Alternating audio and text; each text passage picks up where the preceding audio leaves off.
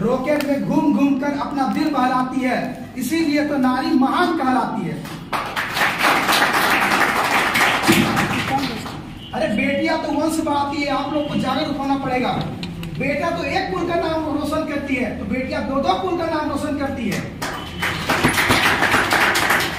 फिर भी समाज लड़कियों को बहुत ही दोयम दर्जा का समझा जाता। आखिर क्यों?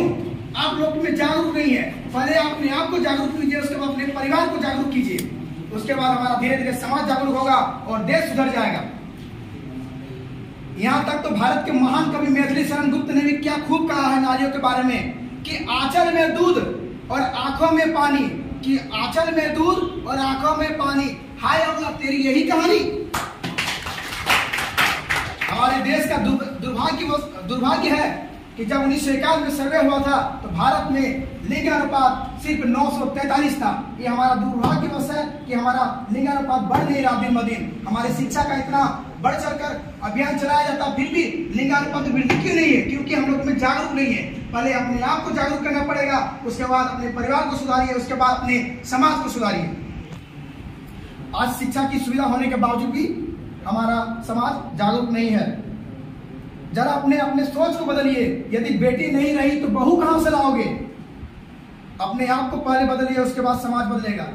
एक बेटी की एक पुकार है कि न देना सोना चांदी, न देना सोना चांदी, न देना हीरा जवाहरात, शिक्षा है अनमोल खजाना, देना यही सौगात। यहाँ उपस्थित सभी नारियां और हमारे समाज की जितनी भी बेटियां हैं, उनकी तरफ से एक छोटा सा पंक्ति है कि कोमल है कमजोर नहीं, कि कोमल है कमजोर नहीं, शक्ति का नाम ही नारी है, जग को जीवन देने वाली, मौत भी तुझसे हारी है। अब मैं अपने वाणी को विराम देने से पहले मैं बेटियों की दर्द भरी कविता को सुनाने वाला हूँ। अच्छा लगेगा तो प्रशंसा कीजिएगा और अच्छा ना लगेगा फिर भी प्रशंसा कीजिएगा।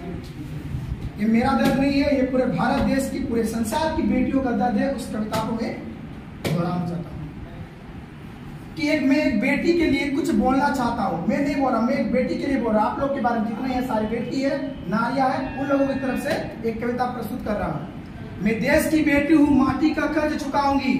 मैं देश की बेटी हूँ, माटी का कर्ज चुकाऊंगी। जीने का दम रखती हूँ तो मर के भी दिखाऊंगी। आया समय संकट का तो मैं दुर्गा भी बन जाऊंगी। दुश्मन के संहार खातिर मैं भी शस्त्र चलाऊंगी। कसम मुझे इस माटी की, कसम मुझे इस माटी की, कदम न पीछे झुकाऊंगी। मैं इस देश की बेटी हूँ, देश की शान बढ़ाऊंगी। वीरों की पावन धरती पर मैंने भी जन्म लिया है। मैं इसका मान बढ़ाऊंगी, इसका सम्मान बढ़ाऊंगी। मैं उस देश की बेटी हूँ जिस देश की माटी कहती है कि नदियां के नैनों से भी आंसुओं की धारा बहती है। मैं भी इस देश की खातिर अपना लहू बहा दूंगी। रणभूमि में बेटों की भांति दुश्मन को भी धूल चटा दूंगी। मैं इस देश की बेटी हूँ, माटी का कर्ज चुकाऊंगी। रानी लक्ष्मीबाई बनकर तलवार उठाकर जन जन में जोश जगा दूंगी। संकट के बादल घिरा तो गोवर्धन बन जाऊंगी। मैं भी इस देश की खातिर अपना फर्ज निभाऊंगी।